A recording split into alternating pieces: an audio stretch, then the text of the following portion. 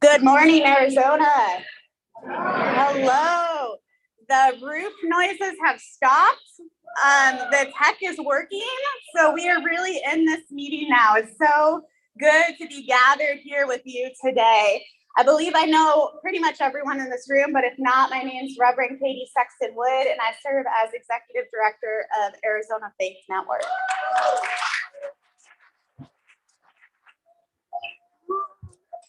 Thanks, Lupe.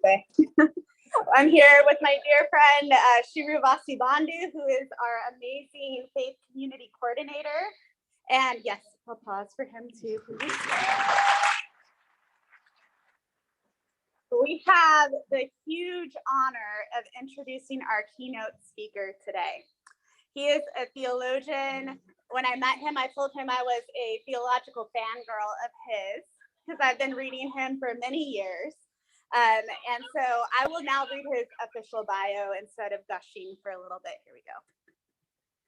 Dr. Miguel A. Torre is an international scholar, documentarian, novelist, academic author, and scholar activist. That's a term. The focus of Dr. De La Torre's academic pursuit is social ethics. Within contemporary U.S. thought, he specifically focuses on how religion affects race, class, and gender oppression. Since obtaining his doctoral degree in 1999, he has authored over 100 articles and published 41 books. When do you sleep? 6 of which have won national awards. He presently serves as professor of social ethics and Latinx studies at Iliff School of Theology in Denver. He's a Fulbright scholar. He has taught in Indonesia, Mexico, South Africa, Germany, and lectured in Costa Rica, Cuba, Palestine, Thailand, and Taiwan. And now in Spanish, Dr. Miguel de la Torre es un académico internacional, novelista, autor y activista. El doctor Miguel de la Torre se enfoca en estudios contemporáneos, en la clase, la raza, el género, y ha tenido su doctorado desde 1999. Él ha presentado como profesor de estudios éticos sociales y latinos en la Escuela de Teología de Denver. Ha tenido trabajos en Indonesia, México, Sudáfrica, Alemania, Costa Rica, Cuba, Palestina, Tailandia y Taiwán. So get ready, sit in, because you are about to be challenged and pushed from the wonderful Dr. De La Torre. Buenos días. All Eurocentric theology and philosophy is detrimental to communities of color. When the French during the revolution cried out liberté, égalité, and fraternité, it was never meant for the peoples in Algiers, in Vietnam, or in Haiti. Liberation only applied to white French people. As a small child, in the first grade in Jackson Heights, New York, when I said the Pledge of Allegiance, and I got to the line, and liberty and justice for all, as a small Latino boy, I knew that did not apply to me. You see, Eurocentric rhetoric of freedom and liberation is constructed in a way that justifies the oppression of my people. It spiritualizes that oppression, and to read any theology within that framework makes me complicit with my own oppression. But before I confront white Christian nationalism, I need to confront myself. And let me begin by defining what I mean by white Christian nationalism. Both the word white and Christian are ontological terms. What I mean by that is that white has nothing to do with skin pigmentation. Zoe Neale Hurston probably said it best. All my skinfolk ain't kinfolk. In other words, there are people who are brown and black and yellow and red who are more white than white people. By the same token, Christian has nothing to do with faith. There are Jewish Christian nationalists, Muslim Christian nationalists, Hindu Christian nationalists, atheist Christian nationalists, humanist Christian nationalists. In other words, this problem of white Christian nationalism that we are experiencing in this country goes beyond just whiteness and Christian. It is an embracing of a white supremacy. But I said I want to begin with my own complicity with these structures. When I was a young man in my 20s, about 10 years ago, I remember driving from Miami to New York City I had a red Capri, really hot car. My hair was down to my shoulders. The windows were rolled down. I was listening to a Gran Combo on the 8-track tape cassette I had. And as I was going through New Jersey, I get pulled over. And the first thing that the officer tells me is, "May I search your car?" To which I said yes, because he had a gun and I didn't. And as he was searching my car, I asked him, "What are you looking for?" And his response was, "Young Latino men with Dade County, Miami license plates driving to New York City are suspected of trafficking in cocaine." So before racial profiling made the scene, racial profiling was in existence, and it was my first encounter with it. As I was driving away, what went through my mind was not the indignation of being stopped because I was a Latino. Instead, what went through my mind was, thank God the cops are doing their job. You see, my mind was so colonized that I was seeing myself and defining myself through the eyes of my oppressors. So the first job of liberation is the decolonizing of my mind. Because as long as I learn theology and history and liturgy through the eyes of those who have been oppressing me for centuries, I am contributing to the blasphemy of my faith. To embrace this Eurocentric way of doing theology may try to lead me to spiritual liberation, but it will deny me physical liberation. It may teach me to believe in the riches of the hereafter while ignoring the oppression of the here and now. And this form of a colonized mind, I believe, makes God vomit. My intellectual mentor, Jose Martí, said, "El vino de plátano y si sale agrio sigue siendo nuestro vino." Now, for those of you who have yet to learn the language of the angels, let me translate. We shall make our wine out of plantains. And even if it comes out sour, it's still our wine. In other words, we shall make our theological understanding and philosophy using our own cultural roots. And it doesn't matter if we get it wrong, because it belongs to us. So what I'm trying to do is understand my particular faith, Christianity, by using my own cultural roots and ignoring those roots that have colonized my mind, to learn to see with my own eyes, which means the total rejection of Eurocentric philosophical and theological thought.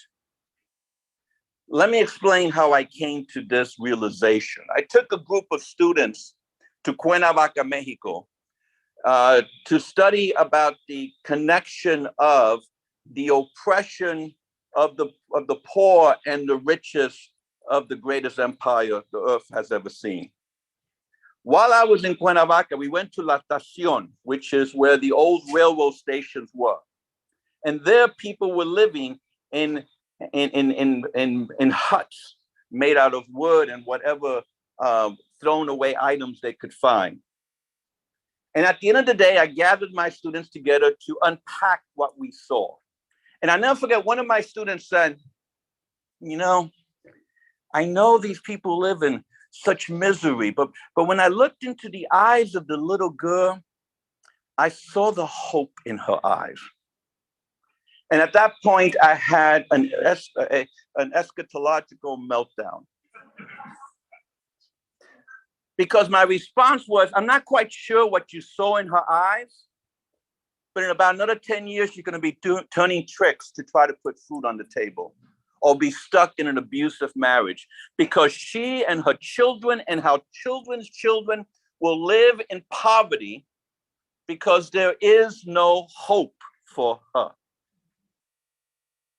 You see, I have come to the conclusion that hope is a middle-class privilege that we can have as long as we have enough money in the bank to ensure a college education, or we own a house, or we have other riches that protect us from the world.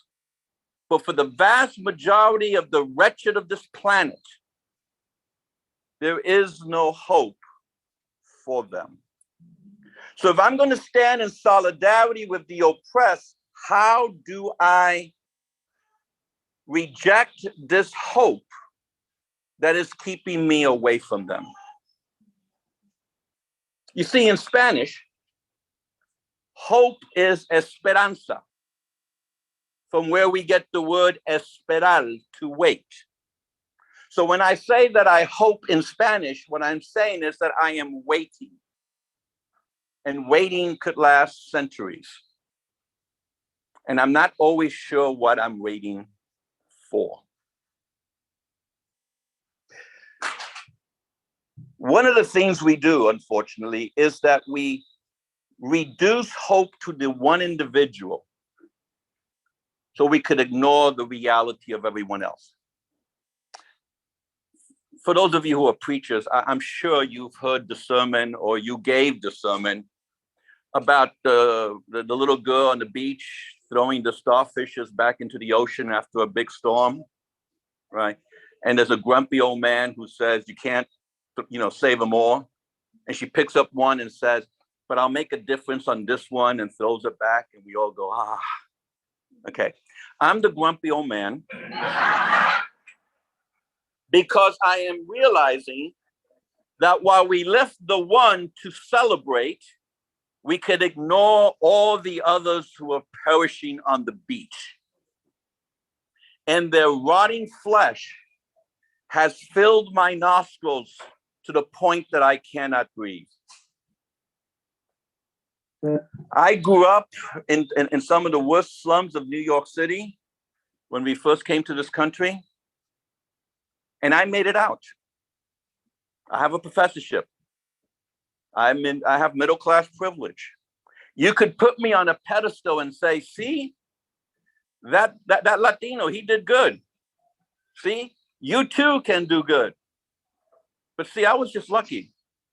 I was not in the wrong place at the wrong time. And a lot of my friends are 6 feet under. It had more to do with luck than anything I did. So how do I understand this hope?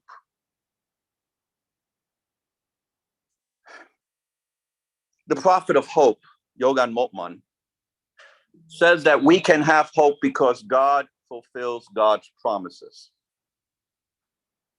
The Holocaust survivor, Primo Levi, says there is no God, only Auschwitz, because God didn't seem to have kept God's promise to those who were in Auschwitz.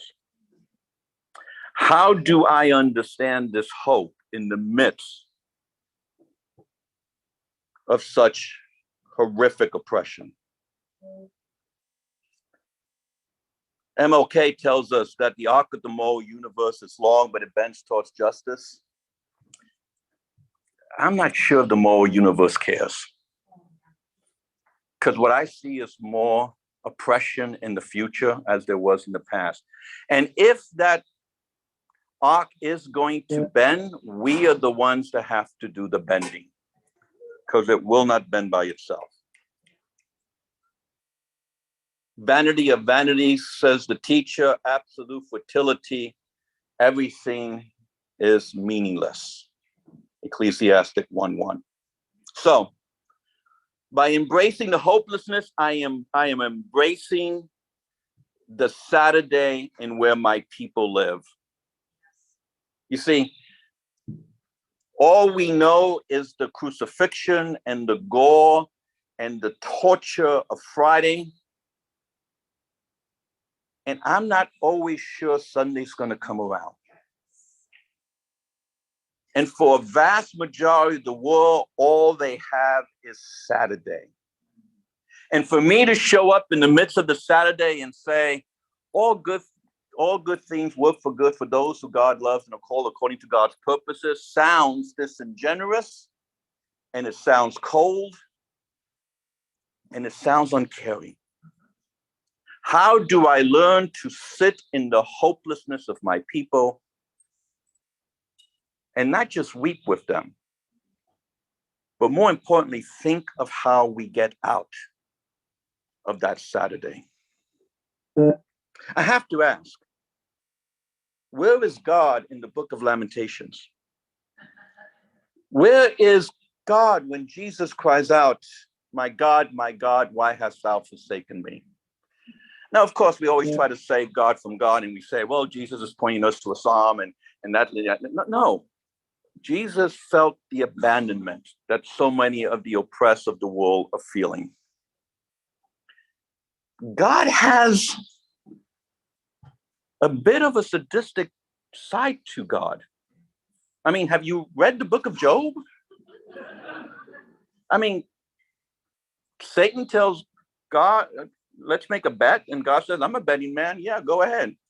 And they're going to go ahead and destroy Job's life. And then for about 50 chapters, we're trying to understand this. And what does God say at the end? Hey, I'm God. I do whatever the hell I want. You weren't there when I created the earth. Tough. Not very pastoral.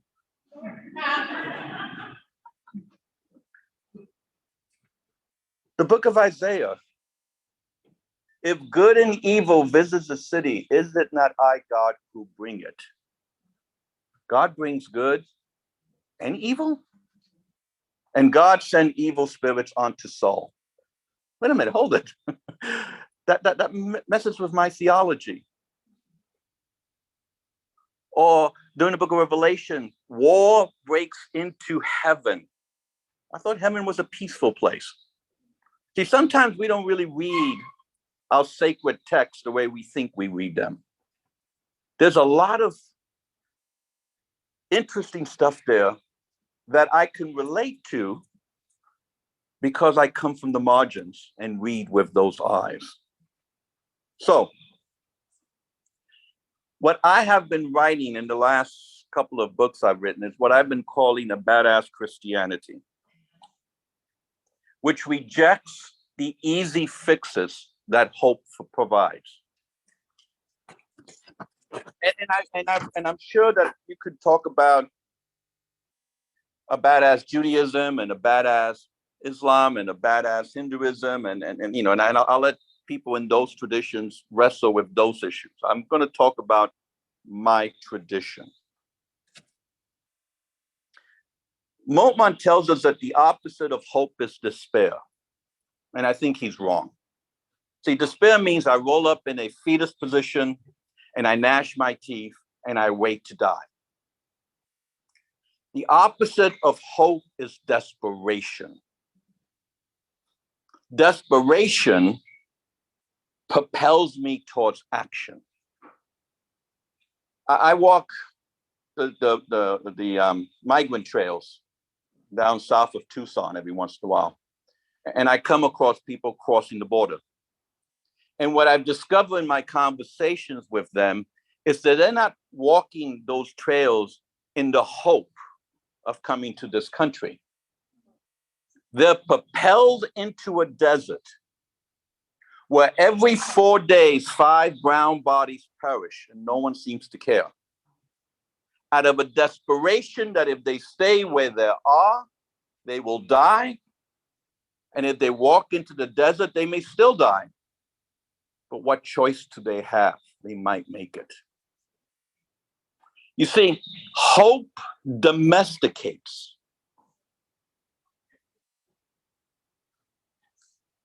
I went to Auschwitz. And when you walk through the gates, there's the sign that says, work will set you free. That exists to create hope for those who are walking through those gates. You see, as long as I keep my head down, I don't make eye contacts, I just obey the rules, I might survive. And you don't. Hope domesticates me so that I do not rebel against the structures that are oppressing me. But you see, when I have nothing to lose, that's when I become the most dangerous.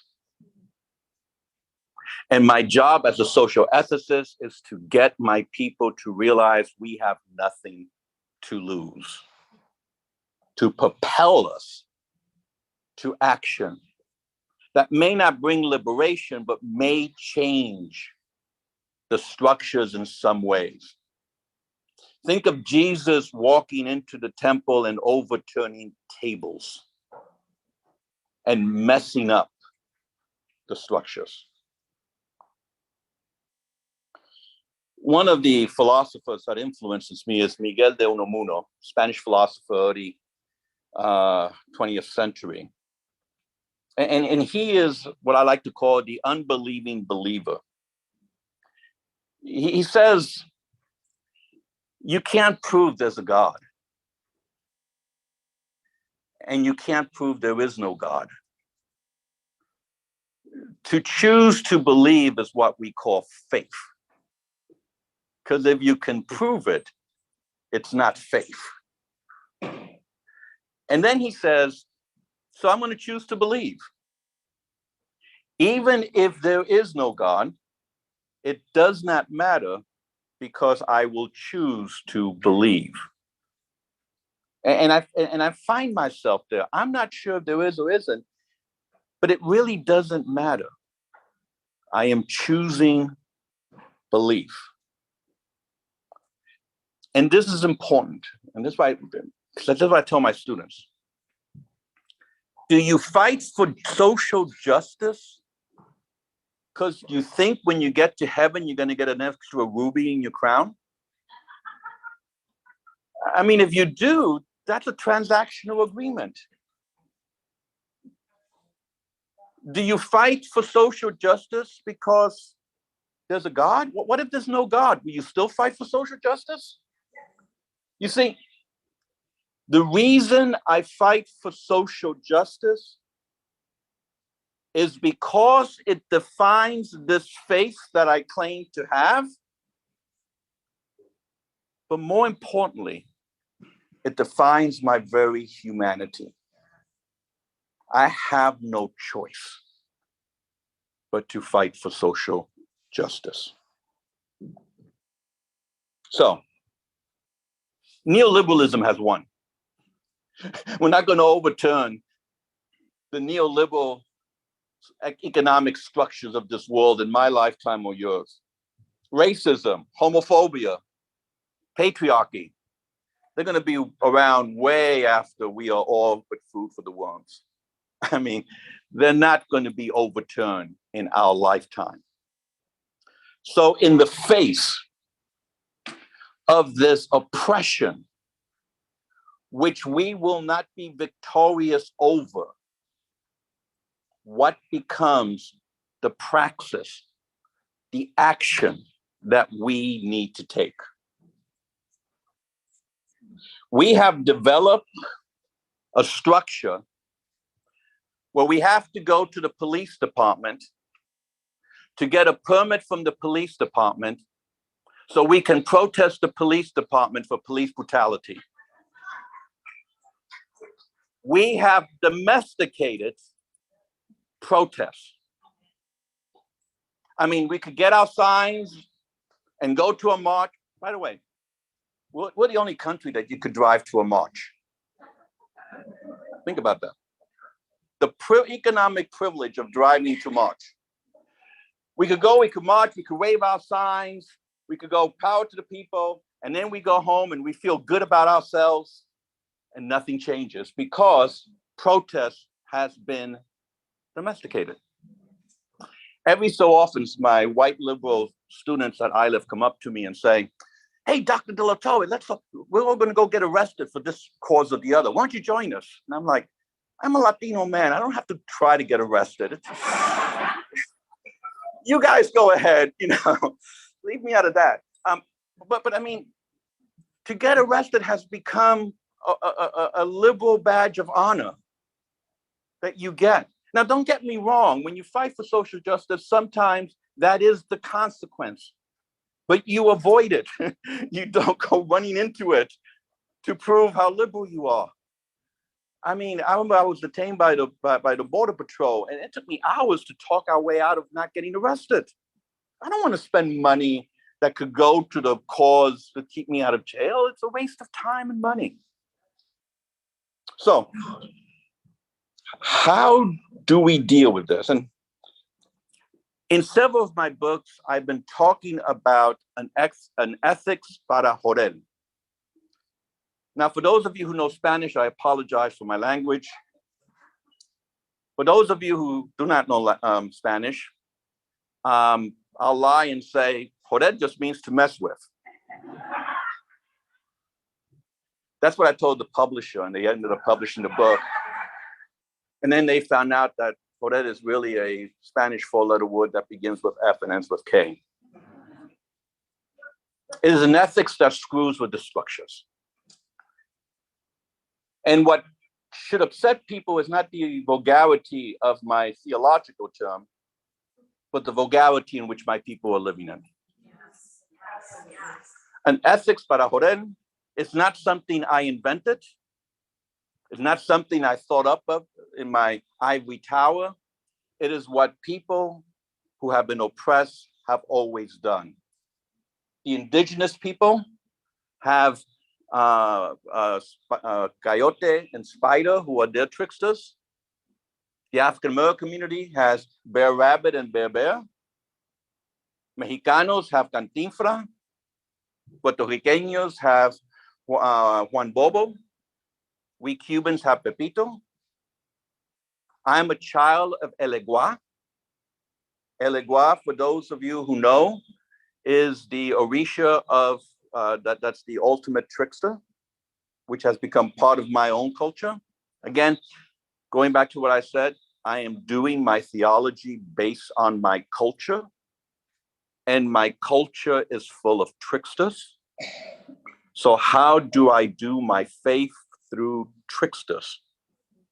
By screwing with the systems. I can't beat it, but I can mess with it and mess it up. And I learned this from the Young Lords.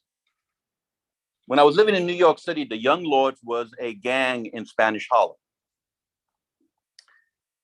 And what they did in '69, I think I'm just stating myself. What they did was that they went ahead and they cleaned the streets of Spanish Harlem, and they put all the garbage in bags. And then they put it in a corner, and they called the sanitation department and said, we clean our streets, can you please come get the garbage? To which the sanitation department laughed at them because they only showed up whenever they felt like it and they had extra time, because this was, after all, Latino neighborhood. So they took all those garbage bags and they went to 3rd Avenue during rush hour traffic. They built a wall and they set it on fire. They were jodiendo. They were screwing with the system. The New York Times came out, they beat them up, threw them in jail. I mean, not the New York Times, the police came out, beat them up. threw him in jail, but the New York Times was there and they recorded this and they did an expose about the sanitation department. And now garbage is picked up in Spanish Harlem 2 days a week. You see, by screwing with the system, by holding the government accountable to the rhetoric that they say, they were able to bring about some change. Did it end the pressure? No. But it did move closer to something that's a little more just. But the government's not the only ones that have to be held accountable. The young Lord went to the Primera Iglesia Metodista in Spanish Harlem, and he talked to the pastor and said, Pastor, we like to have breakfast here in the morning for our children who are going to school, so they have at least a meal to begin the day. We like to have a food closet. We would love to have some attorneys here to talk to the people about their problems. We would love to have consciousness raising classes about our community. And the pastor looked at him, at the group, and said, you bunch of commies, get out of here. So they showed up next Sunday during Advent season, and they picked up the pastor and threw him out of the church. And they put on the door, the People's Church. And for about 4 weeks, it was the People's Church. And they did all those things. And the church was packed until the cops came, beat them up, threw them in jail. So this ethics para joder is a way of creatively thinking how to screw with the system in such a way that you hold those with power accountable to the rhetoric that they keep speaking and talking about. It is an ethics that non-violently lies so you could discover what is true. That steals so that you can feed the hungry. That ethically cheats so as to create a level playing field. That disrupts, deceives, and jokes so as to hold people accountable to their own rhetoric. You see, ethics is more than simply what's right and what's wrong. In the messiness and ambiguity of life, ethics requires a lot of work to try to figure out how to bring liberation and salvation to the oppressed of this world. Gracias for your time.